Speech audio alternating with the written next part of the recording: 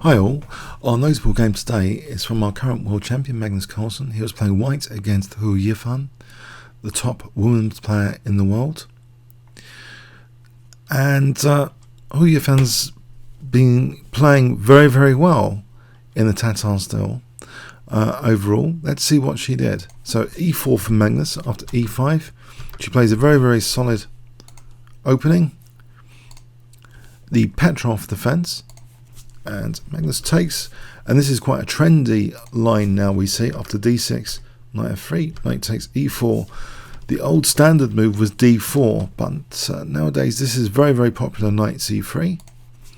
White accepts structural damage, but gets a very interesting game by comparison to the normal lines, because we have the feature of opposite side castling coming up. After bishop e7, white doesn't have to castle on the king side. Bishop e3, and then white prepares to castle queen side. But here, in fact, black has also delayed castling and prepares to castle queen side as well. Now, in this position, the usual move is king b1 in live book. There's 139 games with king b1, so let's have a quick look at that. Continuations like this. That's a common sort of continuation. So white put the king on b1. It looks like a bit of prophylaxis. This next move is interesting. It's quite rare, and it's also a kind of commitment move, b3, because it weakens c3. And you might think, well, black's going to play bishop f6. Why would you want to weaken c3? So we're in a quite rare territory now. Bishop f6 was played. h3. Now black castles g4. So g5 is tempting. Black stops that move g5 with h6. And now we have bishop g2. And here, a feature of the position is knight d4. It seems to put more pressure on this diagonal. It seems quite dangerous. Black plays king b8. Rook he1. Rook e8. Rook he8 rather. King b2. So the king is actually on the dangerous diagonal, so that pawn is pinned. But black doesn't seem to be in a great position to exploit that here. So a6. Now Magnus just doubles rooks on this e file, the only shared file on the board. And yes, in conjunction with knight d4, this looks as though there's going to be a lot of simplification coming up. So white doubles rooks and then plays knight d4. And yes, we get a very fast transition now. Well, very fast simplification. Two minor pieces come off, another two come off. Now after bishop d7, couple of rooks come off, another couple of rooks come off. And yes, we've rapidly reached that move 24. Now with white to play a queen bishop ending, and the same colour bishop. Queen b4, yes, a threat finally in the game. Threatening mate. c6 parries that. Bishop f1. Bishop takes a6, now threatened with the pin. Parried with king c8. Now here g5, threatening some structural damage. With g takes and then queen d4 to come to f6. Then maybe there's g5 after that, if white's given a few moves. But it's black's move. Queen e7. White does take on h6. And still plays queen d4 with the idea maybe queen h8 now, pinning and also attacking h6. It's parried. Queen a7. Threat now, bishop takes a6. This is parried with bishop d7, interrupting that pin on the queen. a4. Okay, what has Magnus Carlsen achieved here in this position? Well, the queen does seem quite aggressively placed, but yeah, queen d8 comes back to g1, threatening queen g7, parried with queen e7, queen g6, threatening the pawn, counter-attack now with queen e1 on the bishop, bishop moves, and now it's parried, protecting both pawns. So far, Hou Yifan has parried all the threats, it seems, fairly easily, and it's a simplified position. What can possibly go wrong here? Okay, so we have now bishop f5, more simplification coming up. We're in just the queen ending now. King b8. c4. Now, white does have more space here, technically, or more aggressive pawns. Black's pawns all on the third rank here. Well, most of them, apart from this one. White's pawns, we have 3 of them on the 4th. White's queen seems a little bit more aggressive. But it is also protecting these two. King c7, we have check. Queen d2, threatening the pawn. Parried like that with king d7 actually. And that, you might think that's an interesting decision. Hold on a sec. Why not king c7? I'm not sure king c7 is fatal, but let's just for one moment check that. The engine suggests king c7 or king d7. It doesn't really, but it gives a little bit more weighting actually to king c7. Now I mentioned that actually because in the game here after king d7, white does exploit the pin, it seems, with c5, but he's fixing his own pawns. But the pawn is like clamping down on key squares, and it encourages black to play d5, so that's quite a commitment structurally. But does this really favour white? Well, it's another aggressive pawn note on the 5th now. Well, the most aggressive pawn in the position. We have queen e3, and it looks as though if white's given time, white could consider a long-term minority attack, b4, b5, to sort of create some structural damage to try and dice these pawns up. We have queen h5, queen g3 now, and here it looks as though d6 might be useful, you know, something like f5 and queen d6. Black plays queen f7, so ready to maybe hit c5 and protect squares like d6. Queen g4 check, f5, queen g3, check, and now we have queen c3, and perhaps black, Hou Yifan, should have maybe played queen e7, but in the past apparently she might have lost a similar, like a queen ending against Carlsen, didn't want to repeat that, and perhaps here felt the king and pawn ending was pretty safe, and transitions into the king and pawn ending, queen takes c3. And there's an expression a certain GM on YouTube is saying to take as a mistake. Does it help white here? Well, it brings out the king. The king's now threatening 2 routes. There's 2 principal routes: to get to e5, which would win f5 if black didn't have any moves, or to go to a5 and then maybe to b6 if black didn't have any moves. But it's black to move here. And apparently like 10 minutes was spent on this next move at move 45. What would you play here with black? If I give you 5 seconds to pause the video. Do these ideas need to be parried, in fact? Well, I mean, obviously king e5 does look as though if winning the pawn, that would be bad news. I mean, similar for this. There's two versions of bad news here. But what would you play with black if I gave you 5 seconds to pause the video and study this king and pawn ending?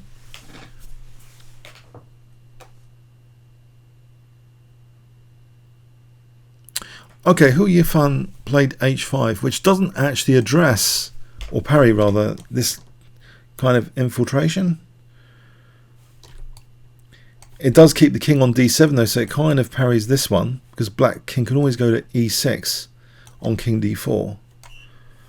Sorry, so h5, king d4, black can always go to e6, but it doesn't address particularly this one. So there's an argument here for playing a5, because then both of these directions are addressed. You might think, well, is this really drawn?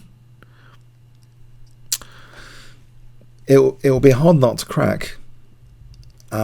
Now, the game continuation h5, king b4, we'll look at that in a moment, but let's have a quick look at this scenario. b4, black can actually technically leave the pawn to be taken, and there's still these like dual threats, you know, dual directions for the king, but black can remain flexible with king d7, And if a tricky move like king d3,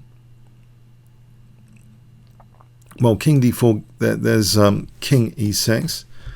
But let's say white plays a tricky move like king d3, trying a bit of triangulation.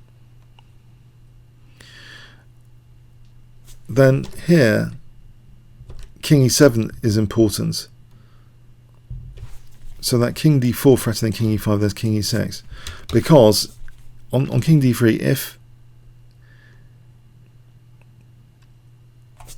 in this position, on king d3, if king c7, because of that pawn there, king d4 is actually quite crushing in this king and pawn inning. I know it's terrible to think about a crushing move in the king and pawn inning, but because the king hasn't got access to d6, this is now winning. It's not being addressed. But yeah, with a careful waiting move here after king d3, it does seem as though this is possible to draw with king e7 basically. So that's why, yeah, sometimes it's important to study very, very simple endings and the finesses. So that's one issue. But the other issue is the other direction, and let's have a quick look at that. If king b4, king c7, white could try a pawn sack to get the king to a5. And if we have this position, h4, h5, c3, king a7, this looks as though white's not going to have an easy time getting through here. It should be drawn. One last little trick though, just to quickly investigate here while we're at it. c4. Does black want to play d4? Not really, I think, actually. King b4, that pawn's a liability. Black might be wiser just to do this. And taking is actually good for black here, this position. Funny enough. Not king c6. This is very, very strange, actually. Yes, I am checking with an engine. This position has a winning move for black. I know, it's incredible, but there's a winning move for black and there's a drawing move for black here. Can you see a winning move for black in this variation if I give you 5 seconds to pause the video here? Isn't chess really cruel? You think you've equalized, you get an ending like this, and there's still ways to, yeah, if white had this position, it seems a winning move is king c7. It's winning. For example, king a5, king c6, the king goes there and then this pawn's queening too quickly. If king here, then king c6, and again, now, well, white is in zugzwang here. That's end of game because black is winning that pawn. Yeah, so king c7 is actually winning there. On king c6, this is apparently drawing. a4, d4, this position is going to be a draw, for example, like this. This ends up apparently drawing just about. Yeah, so anyway, so basically it does seem, in a nutshell, and yeah, a lot of players have been saying a5, yeah, but yeah, you need to factor in the pawn sacrifice. That'll be a safer way, but even, I mean, because otherwise if taking here, this is still a little bit tricky perhaps. This position is still tricky for black. It's more tricky than the other one, because we can have something like this and white still has dangers to present like this. You don't really want this position, this infiltration in principle. Whether this is winning or not without a table base, I can't exactly say for sure. It's given us a small advantage for white. The engine analysis on brief analysis. So I think it's heading for both sides queening. But anyway, yeah, a5 seems to be the way to go. So in the game, anyway, h5 was played, which has been universally criticised by commentators worldwide, because it does seem to allow king b4 and this infiltration now. King c8, king a5, but maybe, you know, after king c7, one might think, well, isn't the king being held at bay? This is the key question. H4. Is it a Zugzwang though? Because the king is moving now away from b6 by force. Black's been run out of moves. King b8. King b6. Infiltration to b6. Is this absolutely winning though? King c8. Pardon me. White's play b4. King b8. So we have the opposition here. Why would this be winning for white? b5 is played. C takes, A takes, A takes, king takes. Isn't black king holding the white king at bay? Isn't the white the one with double pawns here? Well, the thing is, if it was white to move, then king b6 would be nasty, because then there's c6 after, and white's king's just going to scoop up all the pawns. The black king would be helpless. If you imagine that scenario, imagine it was white's move, you can see that that would be helpless. Now, after king c7, white does have a move, though, to get that dream to come true, basically. Can you see what white can play here, which is absolutely winning? If I give you 5 seconds to pause the video here, what would you play with white? Starting from now. And this is the last move of the game.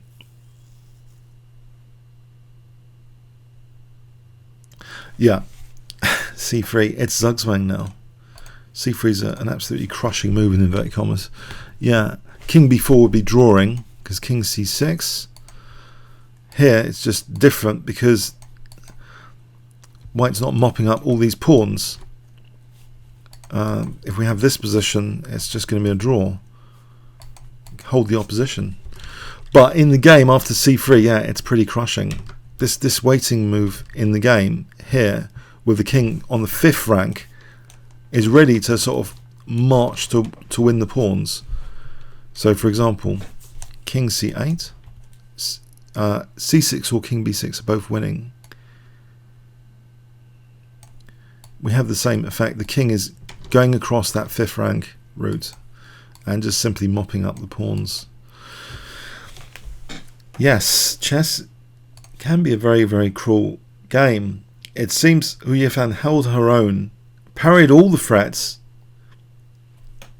The dance was done for quite some time in this game, and in that final moment, not to allow Magnus Carlsen's king to get too adventurous, unfortunately it wasn't locked out of the position with a5, which of course is very, very easy to say in retrospect with all us with our engines, but in heat of the moment, after hours of defending and parrying threats, we as humans blunder. We're not machines, and if we were machines, there'd be no point playing chess, because without blunders no one would win. We'd all draw. Why would we have reason to play the game? So yeah, but it's cruel to see a king and pawn ending lost when, yeah, it should have been, in theory, securely drawn. I think it's a good wake-up call for not just Hou Yifan, but for all of us to brush up on our endings and Zugzwangs and little finesse moves. During the course of the middle game, the nature of the game isn't like that. You're not looking for tiny little finesse moves and Zugzwang possibilities. It's not about that. The endgame, it's a lot more about that anyway, about tempos, opposition, Zugzwangs, stuff like that. So that's why I think this is an instructive game, and I hope you got something from it. Comments or questions on YouTube. Thanks very much.